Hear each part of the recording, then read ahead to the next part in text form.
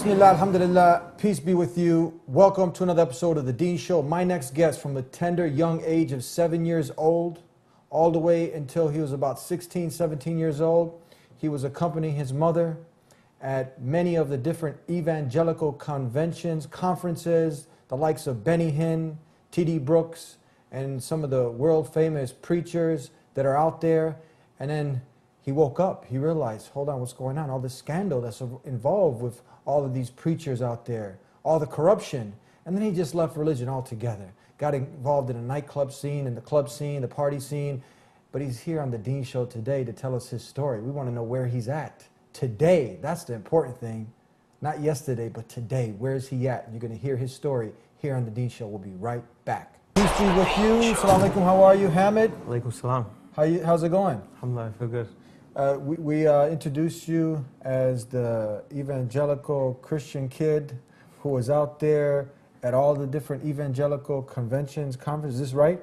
Yeah. I was going at a young age. I was going right away. When did you start? Was it right at 7 years old? I mean, as long as I can remember, 5, 6 years old, I remember waking up in the morning, my mom, doing the Bible studies and so on and so forth. But when I got to like 7 or 8, that's when I can remember actually going to different conferences and starting to see all these things firsthand, like all the different preachers and pastors and such. Now, your mother, she's deeply involved Yeah. with many of these conventions. Yeah. Is it right? Do they have like, a certain organization that sends out blast emails and say, okay, this person's in town, Joe Osteen or TD, I said his name wrong, it's TD, what's his name? TD Jakes. TD Yeah, Jakes. TD Jakes. He's like a big time. Yeah, he's one of the top ones actually.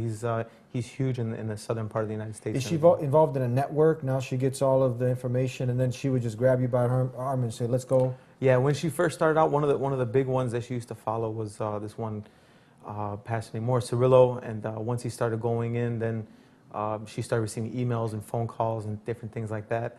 And when she started to get these notices of going over, then she would take me with, and we'd be there, and it's pretty much like same thing as like a church service, but it's like an extra step further, Okay, at that age, you're really not, at 7 years old, you're just following along with your mom. But at what age did you start to see, like, hold on, these people are like falling down in front of me, speaking in tongues, something I can't even understand, a lot of this weird stuff going on, and then you were just like driven away from religion altogether because of this. At what age was that? What happened? Talk to us.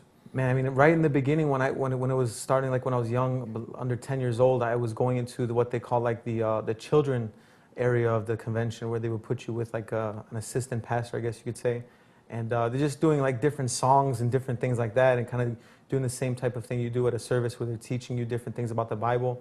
But as I got to maybe like 10 or 11, I remember telling my mom, I don't want to be in that area. I want to go up where you are at, and I would start to see, everything, people like falling down in the spirit, and people talking in tongues, and people just kind of starting crying out of nowhere, and I guess these are people just like getting into the moment, But I always wondered, like at that point I was like, am I doing something wrong? Because I'm not feeling anything. I just kind of like, I saw it as like, this is just interesting that everyone else is doing this, but I'm not doing any of that, You mentioned once that you saw a lot of people just falling, and then you felt like, hold on, am I supposed to fall? Because you kind of just, blend in. Right. You kind of just go, it's a domino effect. Yeah, they were basically, there was a couple times where basically they would line you up, and he would start carrying around what they called anointing oil, and it's something where, I don't know the specifics of it, but it was like he would put his hands on you, he would have the oil, and then once he put the hand on the person, they start speaking in this tongues, and then they would fall back.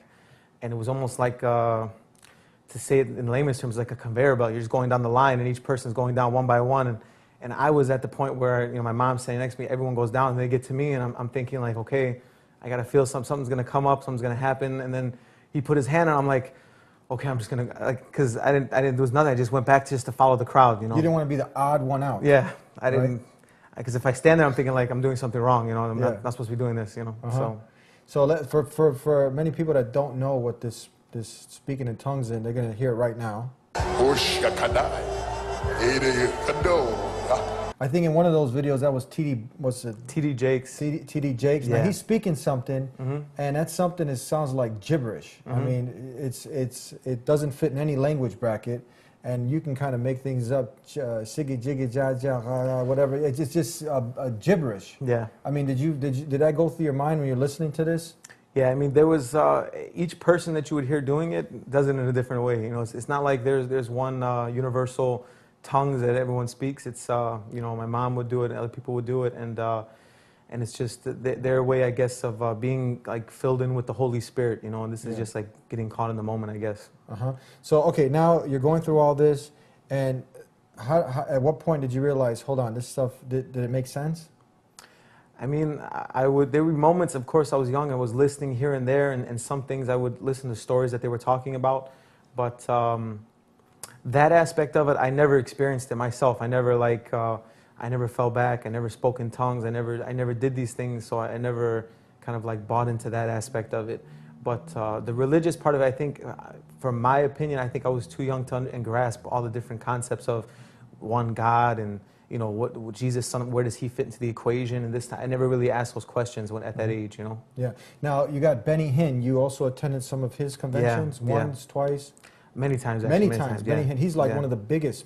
Yeah, he actually sells out stadiums. Like you go to like these big like football stadiums and basketball arenas, and they're stacked with thousands and thousands. Dateline, Nightline, some of these major news stations, they've done some background checks on him and looked into, you know, his extravagant spending and, you know, people who are inside of his institution. How do they pick the ones they want to go on stage at that point? They have staff members that go through and give them a quick interview. And they'll ask them, you know, what's wrong with you? Oh, I've had rheumatoid arthritis of my left shoulder. I can't lift it. All of a sudden, can you lift your shoulder? Because if you can't lift your shoulder, you can't go on stage. According to Andrew, the screening system has one purpose: to keep the truly sick or disabled away from Benny Hinn. People were close with him, and many of them have come out and exposed him for being somebody who's, you know, basically just ripping the people off. It's a big business in you know, in this market. I mean, looking back now as I do my research now, just to kind of like see where all this stuff was and what I was actually into, that's more or less what I always find. You know, like even if you just take a random name and you go to Google or you go to Wikipedia, you go to some of these websites, and it's it doesn't lie. Like that's what usually goes on the top of the list. If some sort of scandal, something was there.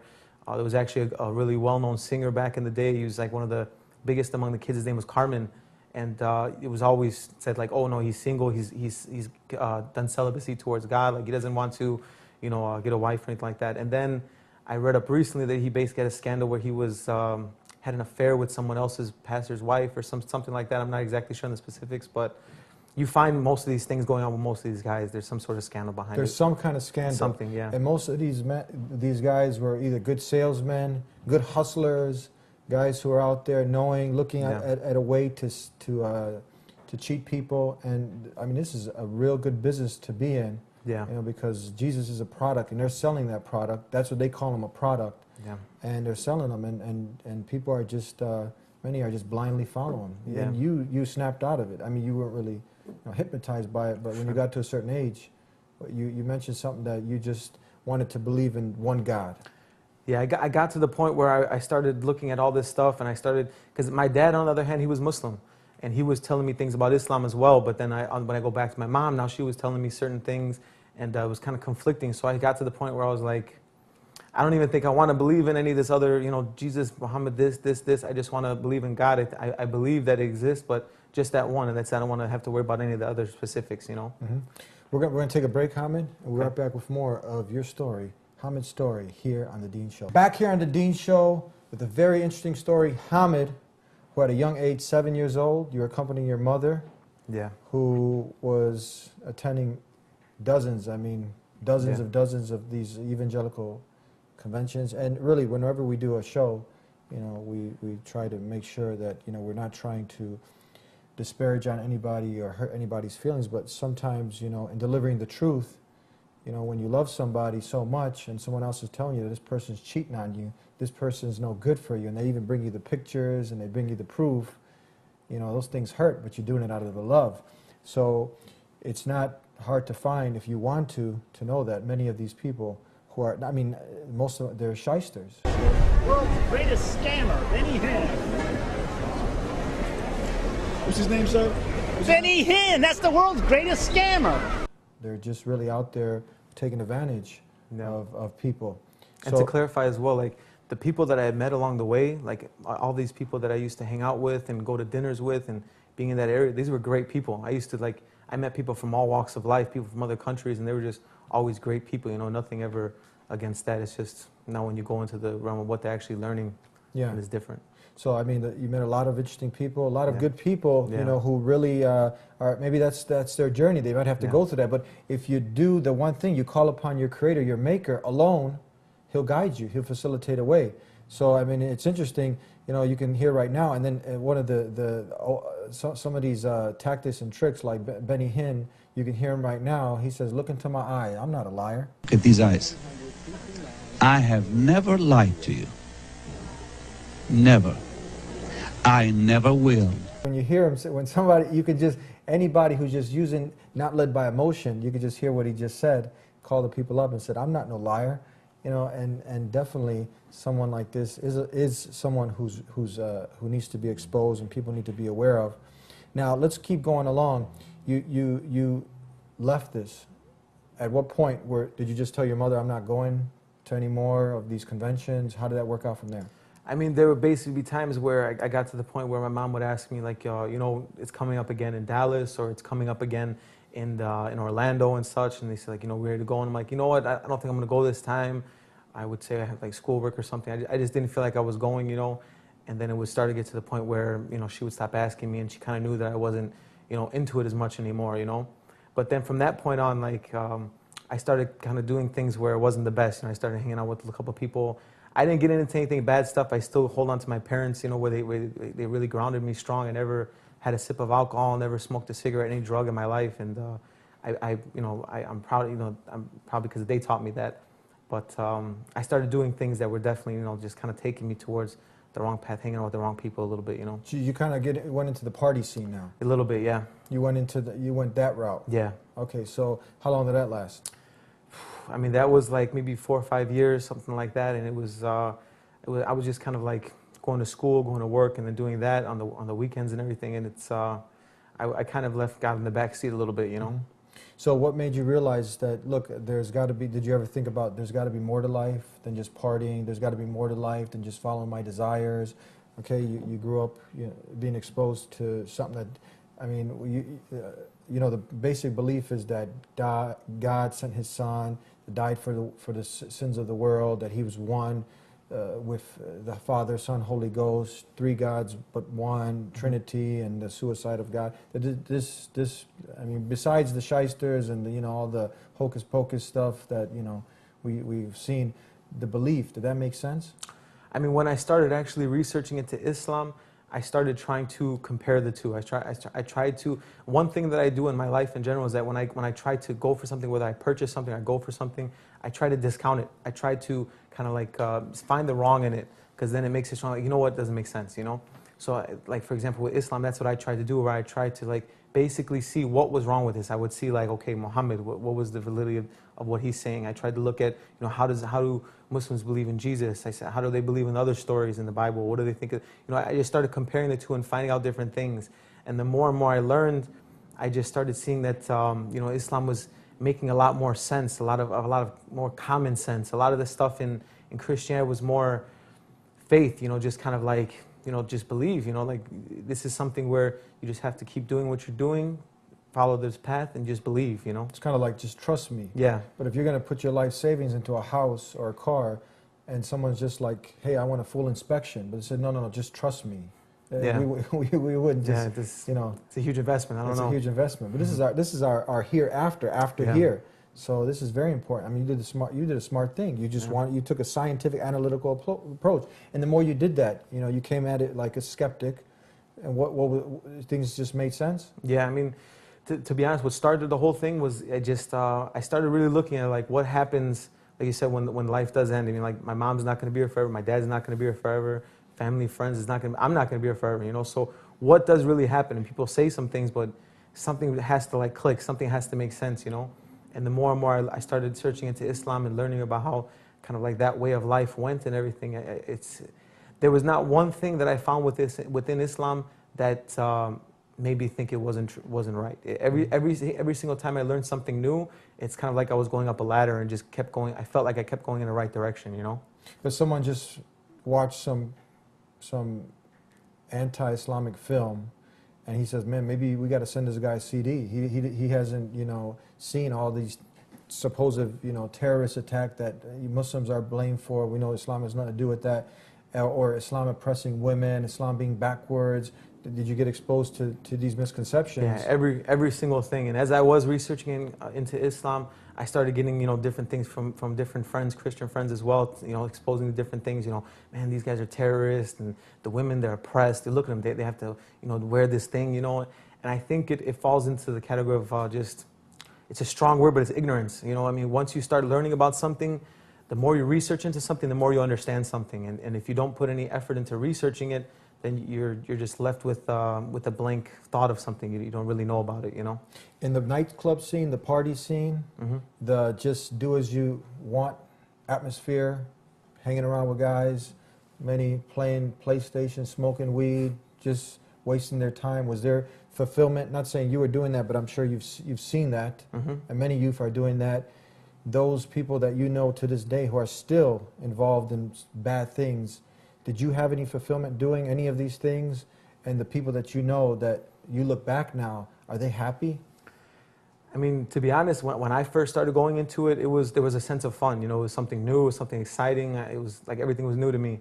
But then as I went down the line, I started realizing in my head, like, man, this is the same thing every week. Every single Friday, every Saturday, it's the same music, it's the same people, it's the same, kind of like watching a rerun of the same TV show, you know, and there's no other episodes coming on. It's just the same thing, you know. So I started thinking, like, I think this is getting played out. I don't think this is, you know, what people do the rest of their life, you know, in this type of atmosphere. And the people that do it still, it's, I think they feel a sense of emptiness. Something is still kind of missing there, so they try to fill it with this tons of music and tons of friendships, and then unfortunately get the alcohol in the system, and now it takes you away, you know. So what made you finally decide that I don't want to live that life? You know, and brought you to where you are today as a Muslim. You finally accepted Islam, is that right? Yeah, I did, alhamdulillah. I mean, it's, for me, like I said, I just kept finding things that made complete sense. I found things that didn't, you know, kind of hurt, like put things in a wrong perspective, you know, and everything that I found, it just, it made complete sense to me, you know. So as I started practicing, you know, the prayer and, you know, doing the fasting, and what's funny is I actually was fasting before I even became Muslim, you know. And I believed in these certain things, not only the health benefits, but also like just the belief of it. You know, I got it from my dad. And now that I've become Muslim, it's just, things just are a little bit easier. I feel like when I need help, I kind of go to him, and then, you know, everything kind of makes its own path for me, you know. Give us an example of something, because people are hearing you say it makes sense, it makes sense. Give us one of those things, one of the main things that now you can share with the people about Islam that just makes sense. The one thing for me, before I became Muslim, I had no sense of prayer. I really had no sense of, I mean, I remember my mother always saying, make sure you pray, make sure you do this, ask God for forgiveness, do this. But I had no discipline to it. So one thing now when I started going with Islam is the 5 daily prayers and the obligatory prayers and going to Jummah on Fridays. I felt like, it was a discipline that it gave to me. So it made sense, like, it's a system that works, you know. And then when you need the help that you have to get, and when you want to make this connection with God, not something where you're just giving faith, that you actually can go in and it's something that's tangible, you know, something you're actually getting, and, you know, it's you know, it works. We're going to take a break, and we'll come back with more of Hamid's story here on The Dean Show. Why do you choose to copy someone else's style and swag just to be unoriginal impersonators, when you could be something different, something unique, and not follow these unguided manipulators? They say imitation is the highest form of flattery, but it's a slippery slope, and it's easy to fall into a false sense of what is really reality. There are billions of people in this world, and we're all completely special in our own special way. But then we start to listen to the same music, watch the same movies, and start doing the same things day after day after day. You can start to be stuck in a rut and you don't even know it. You're not happy in this life, and your actions begin to slowly show it. You're always looking for the new hot fad to follow, but in reality your life is meaningless and it only gets more hollow. All of these temporary pleasures never lead to true happiness. You find yourself saying and doing things and wondering, how'd I get into this mess? Mistakes and regrets are so easy to create, but that doesn't mean what you did in your past has to seal your fate. What if life wasn't meant to be so difficult and crazy? Where every second and every minute of the day just feels like mental slavery? Where every problem that comes into your life, the solution to your problem doesn't have to seem so hazy? In fact, if you go down the right path, it could be crystal clear. Because down this path, there is no doubt, no confusion, no contradiction, and nobody telling you to just have faith and hey, somehow, it'll all work out. At the end of the day, this existence we all live in did not just make itself.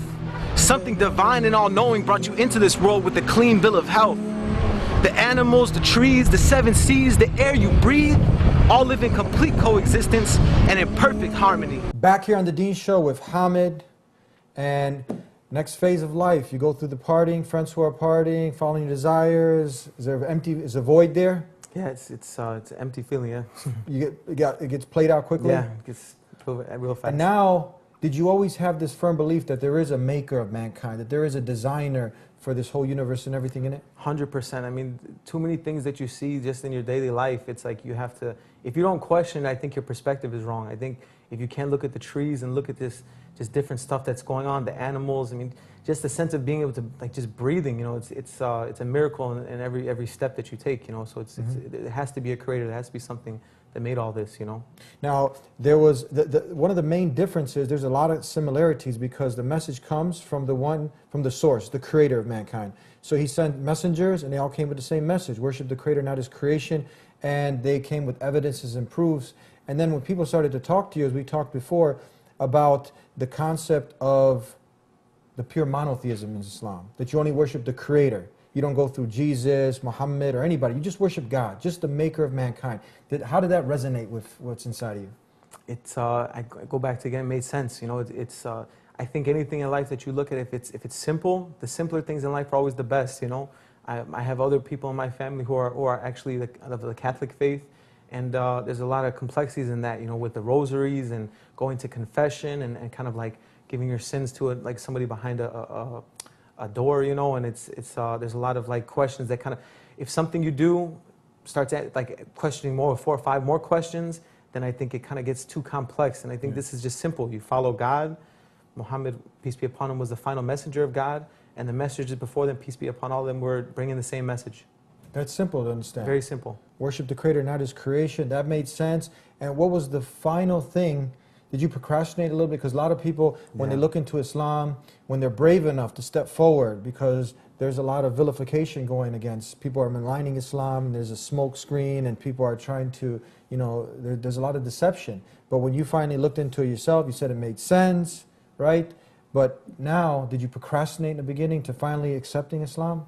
I think for me, procrastination was my hardest hurdle, you know, my worst hurdle to go through.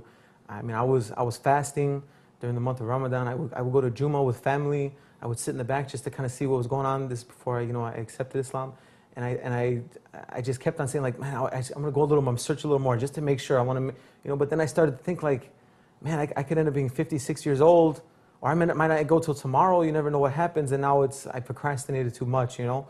So I just said, I believe in everything that's inside this book. I believe in everything that Prophet Muhammad, peace be upon him, brought in a message, and I think that I just had to take the leap of faith. There's almost a little bit of faith that goes into it, you know, but I think procrastination could be like a big killer if you kind of let shaitan get in your ear too much, you know. Why is it so important? And you actually do some spoken word, some poetry. Yeah. And people can see, we're going to show a little clip of yours. So go and stand for days like sheep in a line, waiting for those new Jordans, the Xbox, or the new iPhone 5. There's always going to be a new one for you to go out and buy, something a little bit different each time for you to throw the old one to the side.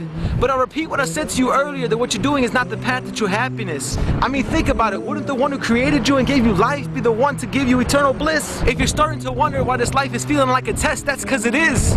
And guess what? There's a book that gives you all the answers to this life's quiz. Its name is the glorious Quran, sent by Allah as a mercy to the final prophet Muhammad, peace be upon him, which inside you can find absolutely no wrong. Now, what motivated you to do this spoken word? It kind of goes back to like when I was younger. I was really big into music. I was really huge into the hip hop, into the, you know, just like the lyricist of it, you know, like all the rhymes and rhythms and everything. And I guess it kind of stayed with me as I went in and accepted Islam. And certain things would kind of come up in the, like back in the day, I would have certain freestyles that kind of go in the back of my head. I had little things that kind of go in when I'm doing my daily things, you know. But now when I get into it, other things started going into it. I started like putting music to the side. I don't listen to it anymore. And now I kind of had different things that came into my head, and I started wanting to like just help spread it to other people who are maybe interested in knowing. So I decided to make a YouTube channel. I kind of got, you know, an idea from you with the Dean Show, and I decided to put something out there. You know, first step, don't procrastinate, just put something out there, you know. So I wrote some things down, I made the video, and inshallah somebody, you know, saw it and helped someone else out, you know, who was looking for the truth, you know. A few more questions. We're almost out of time. Why is it so important to really reflect about the purpose of life? What is the purpose of life? Why is that so important, do you think? Because if you don't, it can just pass by. You're just kind of like on cruise control, you know. You have to. Reflection is a very huge thing, because if you don't look back and see what you've been doing and what possibly could come up and what happens. I mean, this body that we're given, this life that we're living right now, this up until, God willing, we get to 90 or 100 or something, we might not make it to that point, you know. So we have to reflect and see, what is the true purpose? Why are we here? Why is it that, you know, this earth is a small little speck compared to the rest of the universe? What do we have to do? What are we supposed to do while we're here?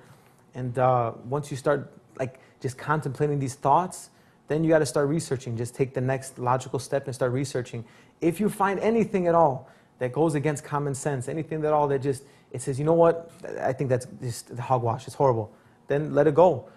But if it does make sense, if becomes to be clear, then you got to be able to kind of take that leap of faith and don't procrastinate, you know? Don't procrastinate. Yeah. For your mother, who's out there, Yeah. she's probably watching this. Yeah, right? probably. You love your mother. Oh, And Islam, I mean, do you feel you even respect her more? Because Islam is telling us, doesn't matter if she's Muslim, not Muslim, you have to respect your mother. You have to be 100%. good to your parents, you know, because, you know, by being obedient, good, you know, a righteous child, you know, serving her. Obviously, if she tells you to do something bad that's against God, you kindly tell her, sure. I can't do that.